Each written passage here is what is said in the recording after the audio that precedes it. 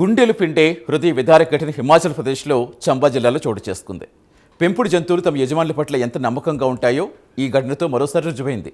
అత్యంత కఠినమైన వాతావరణ పరిస్థితుల్లో తమ యజమాని వదిలిపెట్టకుండా అంటిపెట్టుకుండటం చూపులను కదిలించింది.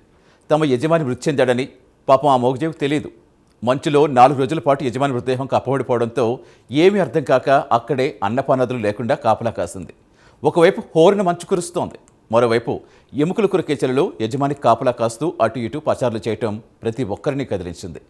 మనుషులకు పెంపుడు కుక్కలు ఎంత నమ్మకంగా పనిచేస్తాయో తేడతెల్లమైంది. ప్రస్తుతం ఈ వీడియో సోషల్ మీడియాలో వైరల్ అయ్యింది. ప్రతి ఒక్కరూ మృతి చెందిన యజమాని పిట్ బుల్ కుక్కను ప్రశంసలతో ముంచెత్తుతున్నారు. వివరాలేంటో ఈ కథనంలో చూద్దాం.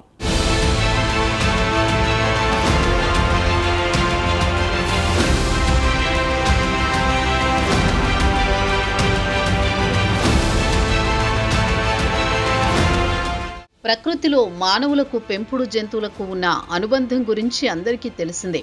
ఆ జంతువులు యజమానికి ఎంత నమ్మకంగా ఉంటాయో ప్రత్యేకంగా చెప్పాల్సిన అవసరం లేదు.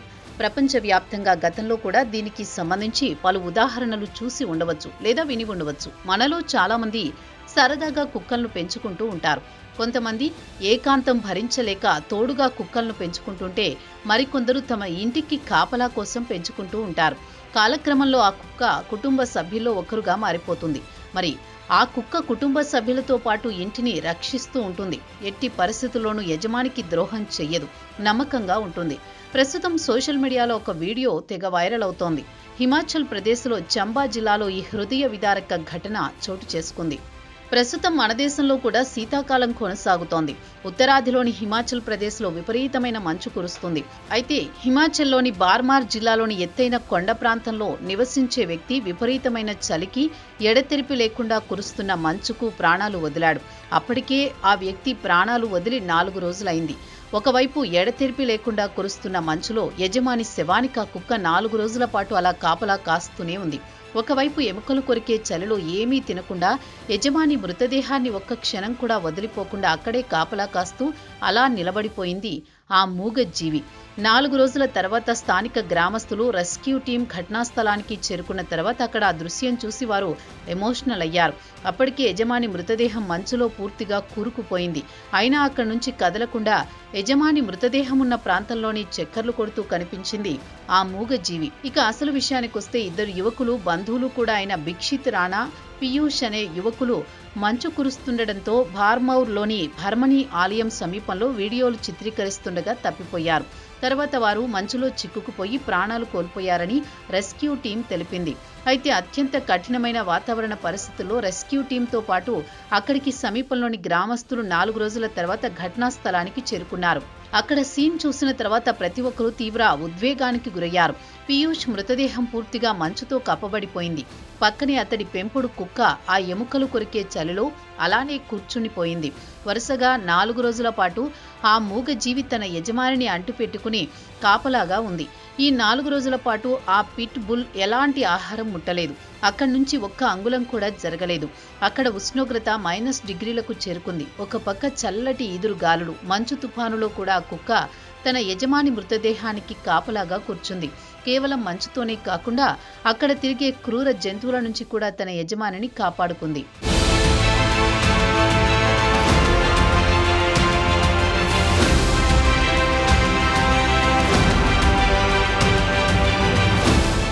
ఇక రెస్క్యూ టీం మంచుతో కప్పబడిన పీయూష్ మృతదేహాన్ని వెలికి తీయడానికి ప్రయత్నించినప్పుడు ఆగ్రహంతో రెస్క్యూ టీంను అడ్డుకుంది.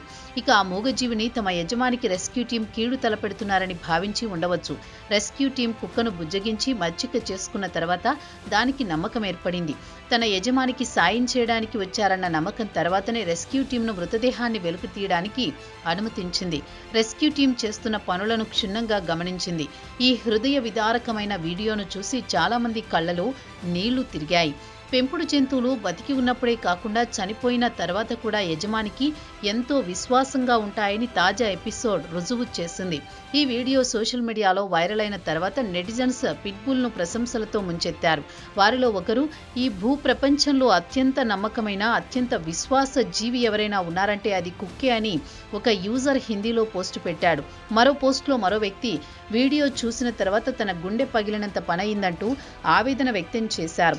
పలువురు యజమానిని కోల్పోయిన కుక్క పట్ల సానుభూతి తెలిపారు. జంతువులకు మనుషులకు అవినాభావ సంబంధం ఉంటుందని సద్గురు జగ్గి వాసుదేవ్ కూడా చెబుతుంటారు. పలు సందర్భాల్లో ఆయన ఈ విషయం ప్రస్తావించారు. ఒక గోవు కానీ ఆవు కానీ తన యజమాని మృతి చెందాడని తెలిస్తే దాని కంట నీరు అలా కారుతూనే ఉంటుందని చెబుతుంటారు.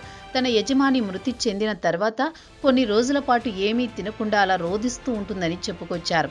ప్రకృతి మానవులకు ఇచ్చిన అతిపెద్ద వరంగా దీన్ని చెప్పుకోవచ్చు. హిమాచల్ ప్రదేశ్లో ఈ ఘటన జరిగిన తర్వాత భారత వాతావరణ శాఖ స్థానికులను, టూరిస్టులను అత్యంత జాగ్రత్తగా ఉండాలని హెచ్చరించింది. ముఖ్యంగా రాష్ట్రంలోని కొండ ప్రాంతాల్లో మంచు కురుస్తోందని, కొండ చర్యలు విరిగిపడే ప్రమాదం ఉందని, ట్రాఫిక్ నిబంధనలు పాటించాలని కోరింది. సాధారణ ఉష్ణోగ్రతలు భారీగా పడిపోతున్న క్రమంలో చలికి ముందస్తు జాగ్రత్తలు తీసుకోవాలని, వెదర్ అప్డేట్ను పాటించాలని సూచించింది. ఇక పర్యాటక ప్రాంతమైన షిమ్లాలో మంగళవారం నాడు భారీ వర్షాలు కురిశాయి. జనజీవనం స్తంభించిపోయింది. రహదారులకు అడ్డంకులు ఏర్పడ్డాయి. ఇటీవల కురిసిన భారీ మంచు, వర్షం కారణంగా విద్యుత్ సరఫరాతో పాటు నీటి సరఫరాకు అంతరాయం ఏర్పడింది. స్థానిక అధికారులు మాత్రం హై అలర్ట్ ప్రకటించారు. వాతావరణ శాఖ పరిస్థితులను ఎప్పటికప్పుడు గమనిస్తోంది. హిమాచల్ ప్రదేశ్లోని పలు ప్రాంతాల్లో మంచు కురిసే అవకాశాలు ఉన్నాయని హెచ్చరించింది. మరోపక్క అధికారులు రోడ్లు క్లియర్ చేసి సాధారణ స్థితికి తీసుకురావడానికి కృషి చేస్తున్నారు.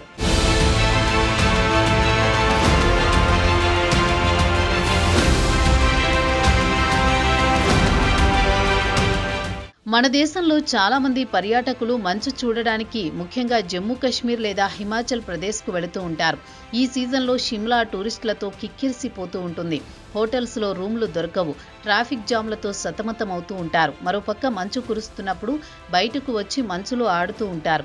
మరికొంతమంది యువత ట్రావెల్ అడ్వెంచర్ అంటూ మారుమూల ప్రాంతానికి వెళ్లి మంచు కురుస్తున్నా లెక్క చేయకుండా వీడియోలు తీయడం లాంటి సాహసాలు చేస్తూ ఉంటారు.